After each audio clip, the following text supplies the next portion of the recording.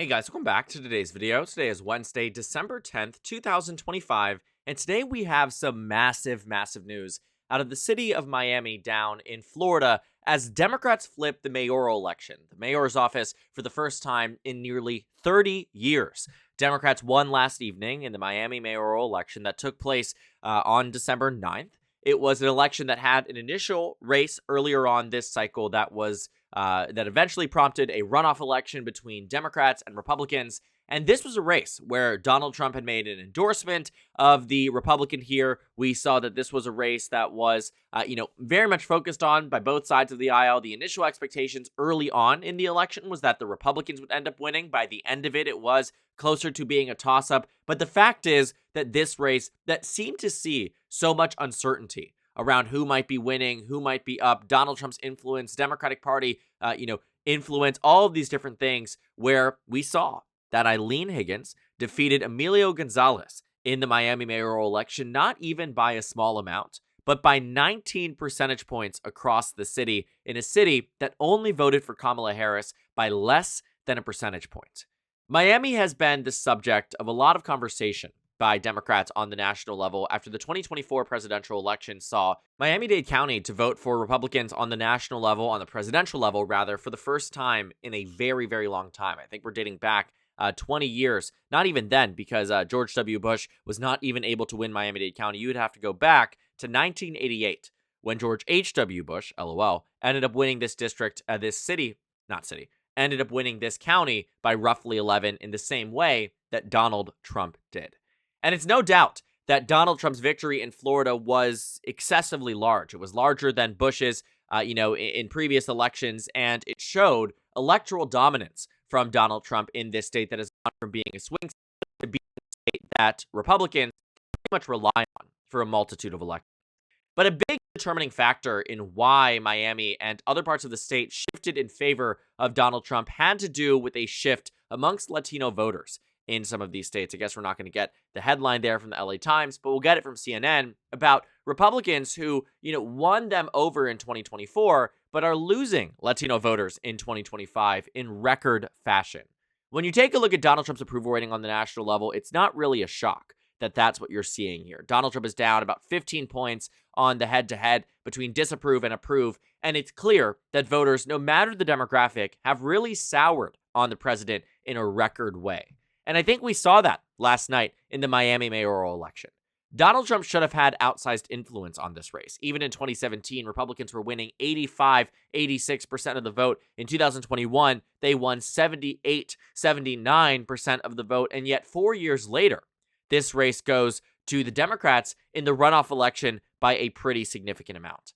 And this mayoral race is one that you saw there was a lot of involvement, even for people like, for instance, you had former mayors, senators, representatives. You had the lieutenant governor of Florida, the former speaker of the Florida House. You had local officials in Miami-Dade County. You had Donald Trump's endorsement. And yet on the Democratic side, a lot of these names are names that arguably, have had lackluster performances in the state of Florida or in districts that are held on to for just right now. But you have names, right? Pete Buttigieg. What does that mean in Florida? Probably not as much in Miami as Donald Trump or the former mayor or the sitting senator or the 2 U.S. representatives. All of these different things, the involvement here was very national from the Democratic perspective. You had Ken Martin, the DNC chair, Ruben Gallego from Arizona. Yes, you had some Florida Congress people, but as it pertained to Miami, a city that went from being Clinton plus 40 to Harris plus 0.8, a massive reversion away from the Democratic Party, again, is bringing those numbers back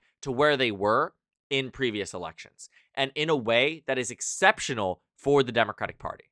Because to win this race by, 20 points, you have to outperform Kamala Harris and Democrats in other elections too, because there are other statewide races too to look at. But the point is that these races in particular in Florida, we saw the Democratic Party in this December election outperformed Harris in a lot of these different precincts and areas of Miami, the city of Miami, in overwhelming ways, right? You saw here, for instance, in some of these precincts, the shift here being plus 68, right? Plus 37, plus 42, plus 14, all across. You really saw very limited districts and only one in particular that showed that there was an improvement for the Republicans. But for the most part, Democrats were doing exceptionally well here, and that is what gave them not just a narrow victory. I think that is what, the right has tried to pivot this and say, well, yes, you won, but, Kamala Harris also won Miami, so what does this mean anything? But at the end of the day, this is a city that has voted in Republicans for 30 consecutive years. And the moment that Democrats are able to do well is not 2017, when, Donald Trump is at record low favorability. We saw that at the November 2017 cycle. It was only a year off of Hillary Clinton losing the state by a point and losing not even losing the city, winning this city by 40 points. And yet Francis Suarez, who ended up running for president, I don't know if you remember, but he ran for mayor in 2017, won with 86% of the vote. Democrats didn't even really field a candidate because they knew this race would go in such a way that would be good for the GOP and good for Francis Suarez. In 2021, we saw it again. And then in 2025, we saw that, what typically was these nonpartisan races ended up being more nationalized and involved in a party primary. And it was a big deal. It was a huge deal. It was something that, made a difference. And it also shows that the appetite for Democratic leadership and Democratic governance in some of these states is really growing.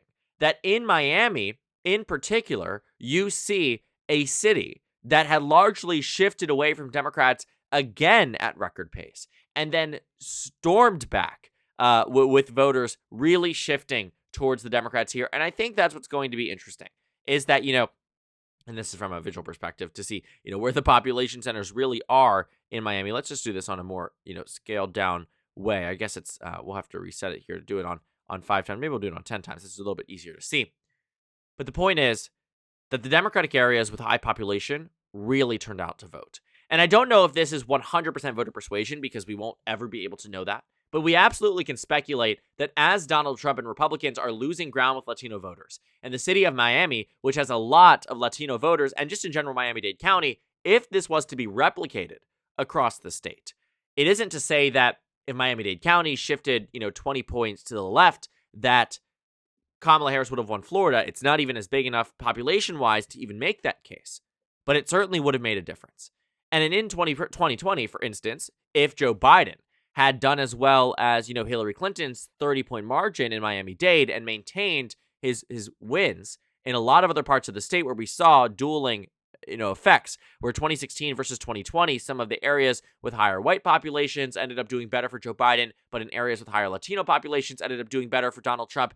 If he were to maintain them or even replicate what happened in 2025 in Miami to Miami-Dade County and to Broward County and to other parts of Florida, not only would Joe Biden have won Florida in 2020, the margin in 2024 would have been less than the double-digit margin was in 2024 against, in the head-to-head. It would have been single digits, and it would have been a result that maybe wouldn't have been great for Democrats. Absolutely not. But it would have been something different. And it would have been enough to, on the margins, maybe shore up some of these House races that in Florida you can see were competitive in 2024. Districts like Florida's 23rd that historically had never really been all that competitive that are finding their way into being there. And that Republicans are undoubtedly going to target in the future. And as too, Republicans embark on this journey of doing a congressional redraw in Florida ahead of the 2026 midterm elections.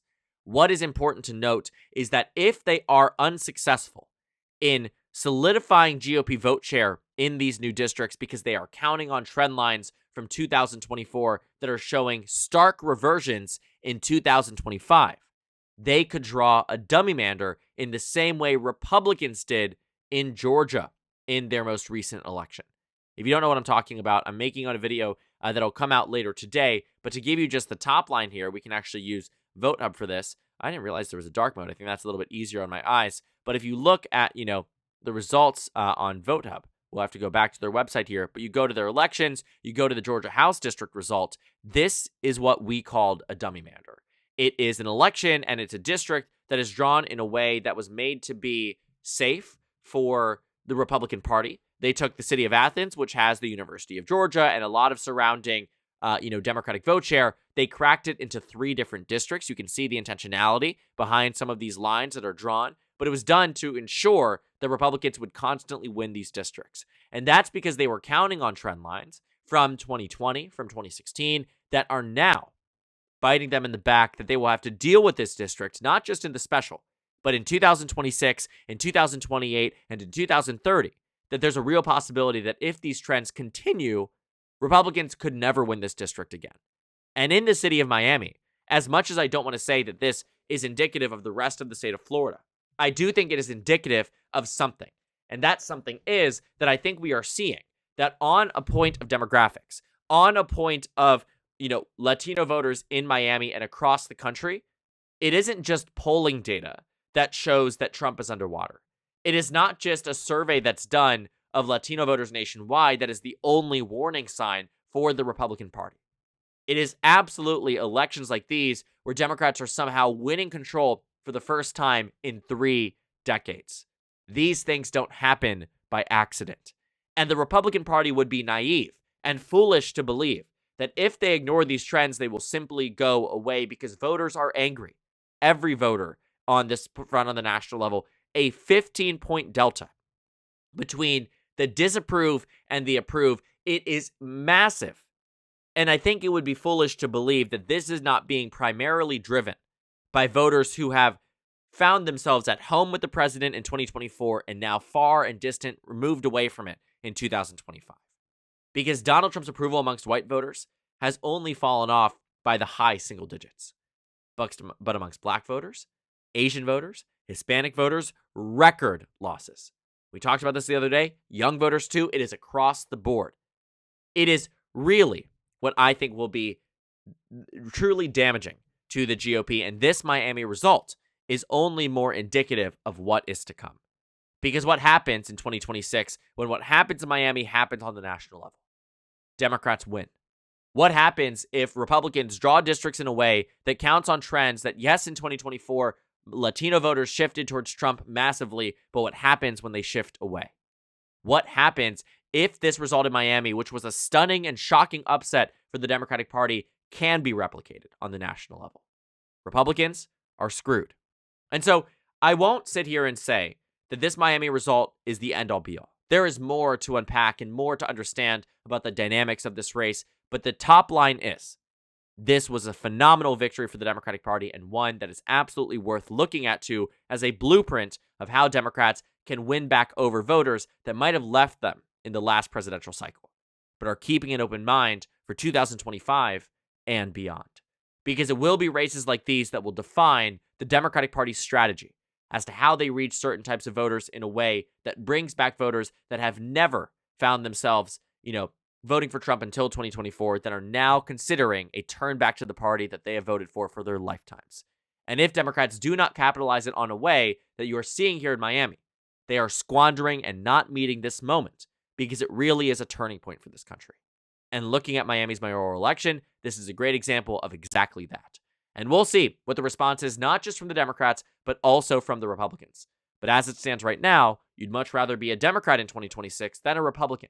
Even in some of these cities that were overwhelming for the GOP for 3 years are finding their way back towards the Democratic Party at record pace in special elections, off-cycle elections, random, runoffs, whatever it might be. But it matters and makes a huge difference later down the line.